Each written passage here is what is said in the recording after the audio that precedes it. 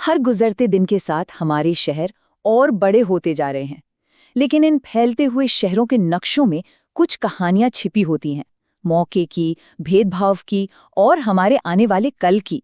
तो चलिए इन कहानियों को और गहराई से समझने की कोशिश करते हैं। ये आंकड़ा देखिए, 55%।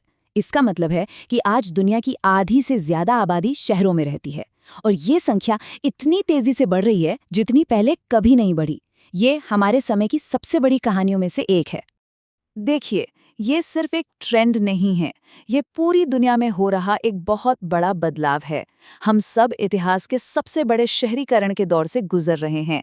एक ऐसा दौर जो हमारे जीने, काम करने और एक दूसरे से जुड़ने के तरीके को पूरी तरह से बदल रहा है।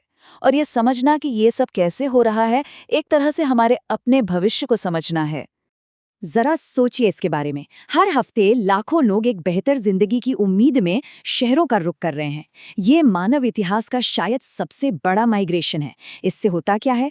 विशाल मेगा सिटीज तो बन रही हैं, लेकिन साथ ही रहने की जगह की कमी और बुनियादी सुविधाओं पर भारी दबाव जैसी नई चुनौतियां भी सामने आ रही हैं। अब ये जो बड़े बड़े आंकड़े हैं और ग्लोबल ट्रेंड्स हैं, इनका जमीनी हकीकत में क्या मतलब है? इसे समझने के लिए चलिए एक पल के लिए इसे किसी ऐसे इंसान की नज़रों से देखते हैं जो इस सच्चाई को हर रोज जीता है।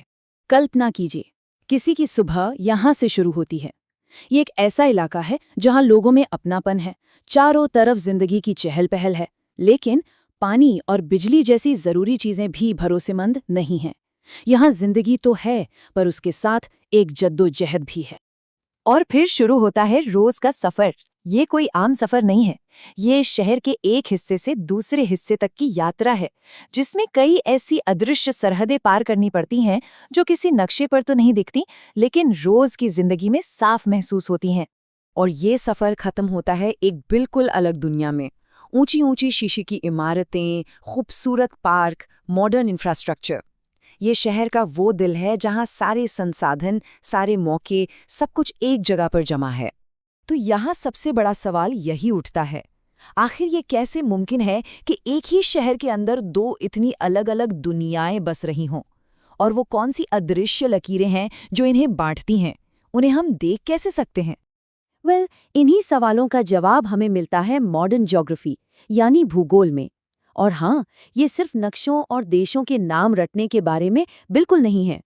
आज की ज्योग्राफी एक हाईटेक फील्ड है जो हमें अपने आसपास की दुनिया को समझने के लिए कमाल के टूल्स देती है। पता है, ये जो आइडिया है ना कि मैप्स का इस्तेमाल करके समस्याओं को सुलझाया जाए, ये नया नहीं है।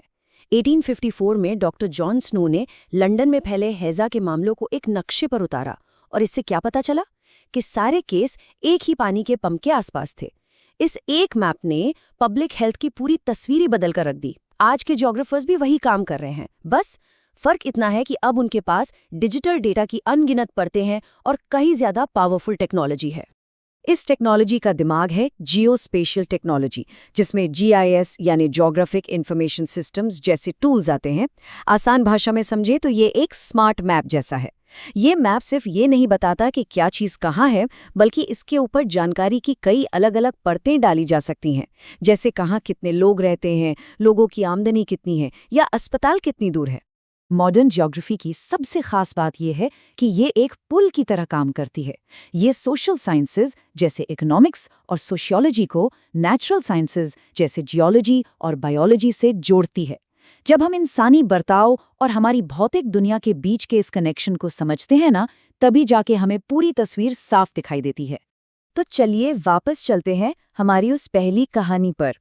अब देखते हैं कि ज्योग्राफर्स इन्हीं टूल्स का इस्तेमाल करके शहरी असमानता की उन अदृश्य लकीरों को कैसे उजागर करते हैं। जीआईएस की मदद से एनालिस्ट कई तरह के डेटा को मैप कर सकते हैं, जैसे कि शहर किस तरफ बढ़ रहे हैं, कहाँ अमीर और गरीब बस्तियां हैं, किन इलाकों में अच्छे अस्पताल और स्कूल हैं, और कौन सी जगहें प्रदूषण या क्लाइमेट चेंज से सबसे ज्यादा खतरे में हैं। और इस सबका सबसे पावरफुल नतीजा क्या है? ये टूल्स हमें वो चीजें देखने की ताकत देते हैं जो सड़क पर चलते हुए आसानी से नहीं दिखती। सच पूछिए तो जीआईएस एक शहर के अदृश्य सामाजिक ताने बाने को, उसकी असमानताओं को एक नक्शे पर बिल्कुल साफ साफ दिखा सकता है। ये डेटा उस निजी कहानी को आंकड़ों में बदल देता है। वो सफ़र याद है?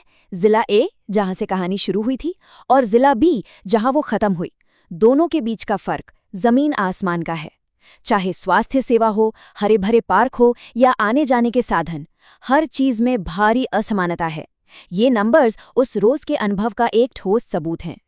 लेकिन इन विभाजनों को सिर्फ देखना ही काफी नहीं है। ये कोई किताबी कसरत नहीं है।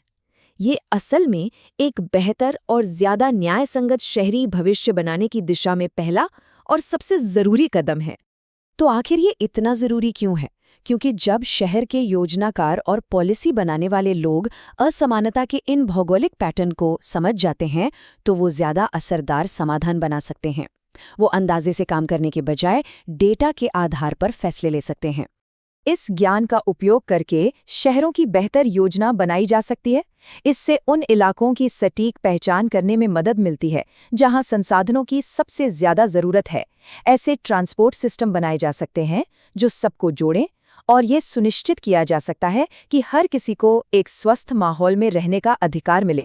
और ये सब हमें एक आखिरी सवाल पर लाकर छोड़ देता है। सोचिए, अगर आज हमारे पास असमानता को इतनी सटीकता से देखने और समझने के उपकरण हैं, तो सवाल ये है कि इस ज्ञान को एक्शन में बदलने और सभी के लिए एक ज्यादा न्याय संगत दुनिया बनाने से हमें आखिर रोक क्या रहा है?